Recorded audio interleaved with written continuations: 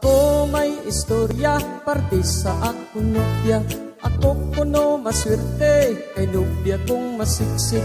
Bibig niyang mapula-pula, putis na daw mansanas pa, kag ang matang nga daw sa munyeka. Ining nobya kong sikse, medyo may pagkaarte. Mag-uyat sang kutsara, pakim-ing-kim-ing pa. Oras na magsakay kami, hindi siya sa jeepney, kaya gusto niya magtaksigit kami. Ining siksi kong nobya, kaswit kong mag-iksi na, panghulag daw sa milyonarya. Kagkun naglakat pa, pakinding-kinding pa, kag daw sa nagapasusyo siya, nga artista, daw artista, sobra gid siya.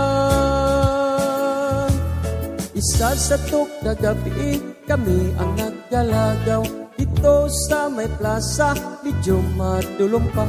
Sang akon siya nga halukan, pa indi-indi pa, pero kung maghakos daw kugita. Kami ato namahaw sa isa ka restaurant. Siya ang nag-order, yatong pisoy nga waiter. Kitson hamon kag may murkon, may ara special sutanghon. Tanan nga order ya malahalon. Kaput lagit magnupya, kung klas ang iya rasa, mamalhan gid ang imo bulsa.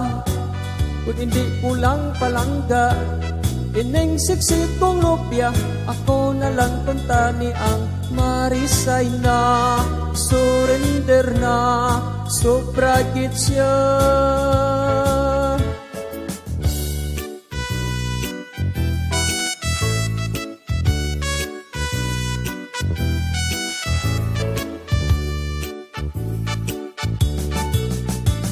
Kaput lagit magnupya, kung klas ang iya rasa, mamalhan gid ang imo bulsa. Kung hindi kulang palangga, ining siksi kong nobya, ako na lang kuntani ang marisay na, surrender na, sobra gid siya. Pangut kay siya palangga, ako na lang agwanta, basta lang makaupot, pirmi kaming duha. Siguro magliwat siya kung makasal na kami nga duha, at kung kami ang maka-baby na, maka-baby na, maka-baby na, maka-baby na, maka-baby na,